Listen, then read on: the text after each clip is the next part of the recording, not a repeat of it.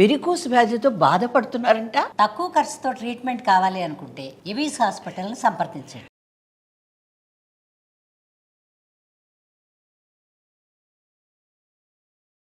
అమ్మ నమస్తే. నమస్తే అమ్మా. అమ్మ, దేవుడికి కొబ్బరికాయ కొట్టినప్పుడు కొన్ని సందర్భాల్లో పువ్వు కనిపిస్తుంది. అవునమ్మా. చాలా సంతోషం అనిపిస్తుంది. కొన్ని సందర్భాల్లో కొట్టిన కాయ కుళ్ళిపోతుందమ్మా. అప్పుడు ఒకలాంటి భయం అనిపిస్తుంది. అసలు ఈ రెండు సందర్భాన్ని ఎలా తీసుకోవాలి? అమ్మ, కాయలో పువ్వు వచ్చింది అంటే దాన్ని పువ్వు అంటాం కానీ అది మొలక అన్నమాట. అందువల్ల ఏదైనా ఒక మొలక వచ్చిందంటే మంచిది అన్న ఉద్దేశంలో తీసుకుని అది కాలాన్ని బట్టి ఎప్పుడు పడితే అప్పుడు రాదు కదా. అది సరిగ్గా దసరాలు ఆ సమయంలోనే ఆ పువ్వు వచ్చిన కొబ్బరికాయలు వస్తాయి. దసరాలు దీపావళి ఆ మధ్యలో. ఎందుకంటే కొబ్బరికాయలు ముదిరితే మొలక వచ్చేటటువంటి కాలం గనక. అంచేత ఆ కాలానికి అనుగుణంగా అది వస్తే పాడవలేదు కనుక బాగానే ఉంది అని సంతోషపడచ్చు. ఓకే. ఇక కొబ్బరికాయ చాలా మందికి ఒక ఇది, అది కనుక అయినట్టుగా అది అంకురం కదా, మొలక వచ్చింది కదా, మనం ఏదన్నా ఒక పని అనుకుని మొదలు పెట్టినప్పుడు కొబ్బరికాయకి మొలక వస్తే మన పని కూడా అలా చాలా మొక్కలాగా పెరుగుతుంది అని. మన రోజు దేవుడు కొబ్బరికాయ కొట్టేటప్పుడు ప్రత్యేకంగా ఏది ఒక సంకల్పం చెప్పుకుని నాకు ఇది కావాలి, ఇది మొదలు పెడుతున్నాను, అది చేస్తున్నానని చేయం కదా, భక్తితో చేస్తాం. జత బాగా మంచిదే.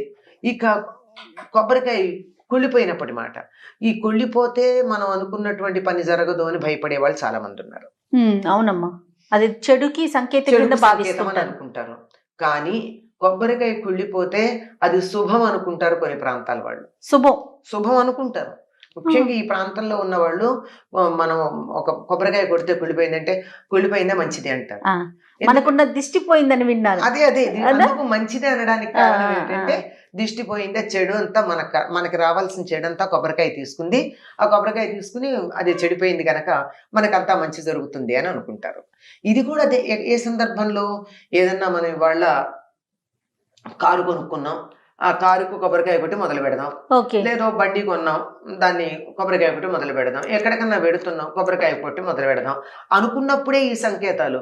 మన నిత్యకృత్యంగా ఏదో ప్రతి వాళ్ళు చాలా మందికి ఒక ఇది ఉంది, ఏదో శుక్రవారం ప్రతిరోజు ఇంట్లో కొబ్బరికాయ కొట్టేవాళ్ళు కొంతమంది, శనివారం తప్పకుండా కొబ్బరికాయ కొట్టేవాళ్ళు కొంతమంది, అట్లా వారాలు అలా ప్రతి వారం కొట్టే. ఆ సందర్భంలో ఏమీ ప్రత్యేకంగా మనం ఇది కావాలి అని అనుకోలేదు కదా, అసలు అక్కడ ఆలోచనే రాదు.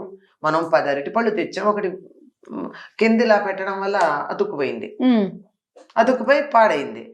అదేమన్నా మనం దేవుడి కోసం తెచ్చిన అరటిపళ్ళ డజనో అరడజనో తెస్తే అక్కడ కింద పెడితే కిందది మెత్తబడిపోయి నల్లబడిపోయింది అని చెప్పి ఏమన్నా జుట్టు పీక్కుంటున్నామా? లేదు కదా.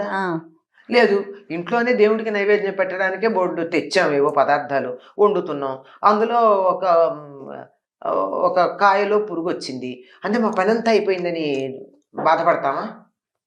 లేదు కదా. అవన్నీ ప్రకృతి సహజం, జరుగుతూ ఉంటాయి. గుర్తుంచుకోవాల్సింది ఏమిటంటే కొబ్బరికాయని ఎన్నుకోవడం రాలేదు, ఈసారి నుంచి జాగ్రత్తగా ఎన్నుకోవాలి అని గుర్తుపెట్టుకోవాలి తప్ప దానివల్ల ఏదో కొంపలు మునిగిపోతాయని కానీ, ఏదన్నా అశుభం జరుగుతుందని కానీ, చెడేదో మీద పడుతుందని కానీ మనం భావించాల్సినటువంటి పని లేదు.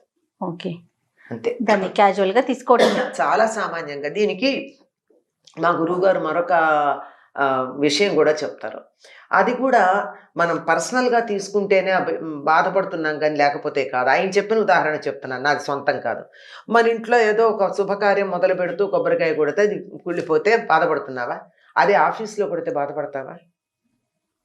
ఏదో ఆఫీస్లో దసరాల్లో చాలామంది పూజలు చేస్తుంటారు, ఏదో వినాయక చవితికి పూజ చేస్తారు, ఇంకెప్పుడో చేస్తారు. చేసినప్పుడు ఒక కొబ్బరికాయ కొట్టారు, కుళ్ళిపోయింది, ఎవరు బాధపడతారు? ఎవరు బాధపడరు. ఇంకోటి తీసుకురండి రా అంటారు, అంతేనా? అంత తేలికగా తీసుకోవాలే తప్ప, ఆయన చెప్పిన ఉదాహరణే నేను చెప్తున్నా, అంత తేలిగ్గా తీసుకోవాలి. కానీ నీకు ఇంకా నైవేద్యం పెట్టాలి, ప్రసాదం తినాలి, ఇలాంటి కోరిక నీ మనసులో ఉంటే ఇంకో కొబ్బరికాయ తెచ్చుకో, లేదంటే పర్వాలేదు, ఇవాళకి ఇంతే నాయన, నీకు కొబ్బరికాయ లేదు, అంతే, నేను తెచ్చాను. కాకపోతే అక్కడ గుర్తుంచుకోవాల్సిన విషయం ఏమిటంటే ఈ తెచ్చేటప్పుడు మంచివి ఎన్ని తేవడానికి నేర్చుకోవాలి. కొంచెం సెలక్షన్ రావట్లేదు, నీకు తేడా వచ్చింది, జాగ్రత్తగా చూసుకోమని దానికి సంకేతమే తప్ప దీనివల్ల మునిగిపోయేది ఏమీ లేదు. ఇది దేనికి సంకేతం కాదు.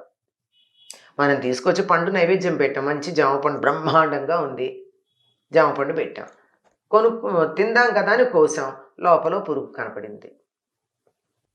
ఏమన్నా అయిపోయిందా ప్రపంచం? అప్పుడేం బాధపట్టలేదే. నువ్వు ఒక ప్రయోజనాన్ని ఆశించి చేసినప్పుడు సమస్య వచ్చింది. నేనేదో ముడుపు కట్టుకుంటున్నాను, మరేదో చేస్తున్నాను అని అన్నప్పుడే తప్ప మిగిలినప్పుడు కాదు. దీనివల్ల మంచి చెడు అన్న సంకేతం దేనికి అంటే, నేను దాన్ని పర్సనల్గా తీసుకున్నప్పుడు, నా సొంత ప్రయోజనాన్ని ఆశించి చేసినప్పుడు వస్తుంది తప్ప, భగవంతుడికి నైవేద్యానికి పెట్టడానికి తెస్తే మాత్రం అందులో అసలు బాధపడాల్సిన పనే లేదు. సహజం. అంతే. కొబ్బరికాయల్లో ఒకటి కుళ్ళడం తప్పేముంది? కుళ్ళింది, నీకు సరైంది తీసుకురావడం చేతకాల, అంతే. జాగ్రత్త పడు. లేదు కదా. లేదు, ఇంట్లోనే దేవుడికి నైవేద్యం పెట్టడానికే బోర్డు తెచ్చాం, ఏవో పదార్థాలు వండుతున్నాం, అందులో ఒక కాయలో పురుగు వచ్చింది అంటే మా పనంతా అయిపోయిందని బాధపడతామా? లేదు కదా. అవన్నీ ప్రకృతి సహజం, జరుగుతూ ఉంటాయి.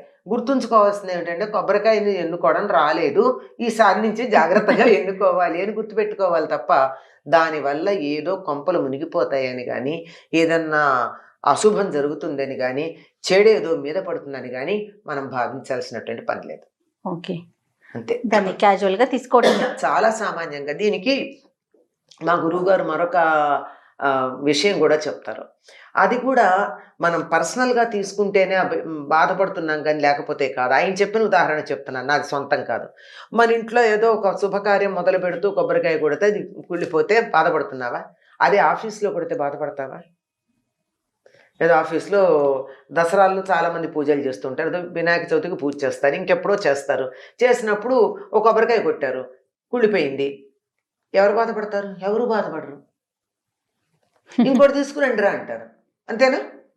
అంత తేలికగా తీసుకోవాలే తప్ప, ఆయన చెప్పిన ఉదాహరణే నేను చెప్తున్నా, అంత తేలిగ్గా తీసుకోవాలి. కానీ నీకు ఇంకా నైవేద్యం పెట్టాలి, ప్రసాదం తినాలి, ఇలాంటి కోరిక నీ మనసులో ఉంటే ఇంకో కొబ్బరికాయ తెచ్చుకో, లేదంటే పర్వాలేదు, ఇవాళకి ఇంతే నాయన, నీకు కొబ్బరికాయ లేదు, అంతే, నేను తెచ్చాను. కాకపోతే అక్కడ గుర్తుంచుకోవాల్సిన విషయం ఏమిటంటే, ఈ తెచ్చేటప్పుడు మంచివి ఎన్ని తేవడం నేర్చుకోవాలి. కొంచెం సెలక్షన్ రావట్లేదు, నీకు తేడా వచ్చింది, జాగ్రత్తగా చూసుకోమని దానికి సంకేతమే తప్ప, దీనివల్ల మునిగిపోయేది ఏమీ లేదు. ఇది దేనికి సంకేతం కాదు. మనం తీసుకొచ్చి పండు నైవేద్యం పెట్టాం, మంచి జామ పండు బ్రహ్మాండంగా ఉంది, జామ పండు పెట్టాం, తిందాం కదా అని కోసాం, లోపల పురుగు కనపడింది. ఏమన్నా అయిపోయిందా ప్రపంచం? అప్పుడేం బాధపట్టలేదే. నువ్వు ఒక ప్రయోజనాన్ని ఆశించి చేసినప్పుడు సమస్య వచ్చింది. నేనేదో ముడుపు కట్టుకుంటున్నాను, మరేదో చేస్తున్నాను అని అన్నప్పుడే తప్ప మిగిలినప్పుడు కాదు. దీనివల్ల మంచి చెడు అన్న సంకేతం దేనికి అంటే, నేను దాన్ని పర్సనల్గా తీసుకున్నప్పుడు, నా సొంత ప్రయోజనాన్ని ఆశించి చేసినప్పుడు వస్తుంది తప్ప, భగవంతుడికి నైవేద్యానికి పెట్టడానికి తెస్తే మాత్రం అందులో అసలు బాధపడాల్సిన పనే లేదు. సహజం. అంతే. కొబ్బరికాయల్లో ఒకటి కుళ్ళడం తప్పేముంది? కుళ్ళింది, నీకు సరైంది తీసుకురావడం చేతకాల, అంతే. జాగ్రత్త పడు. తప్పకుండా అమ్మా. నమస్తే. నమస్తే అమ్మ.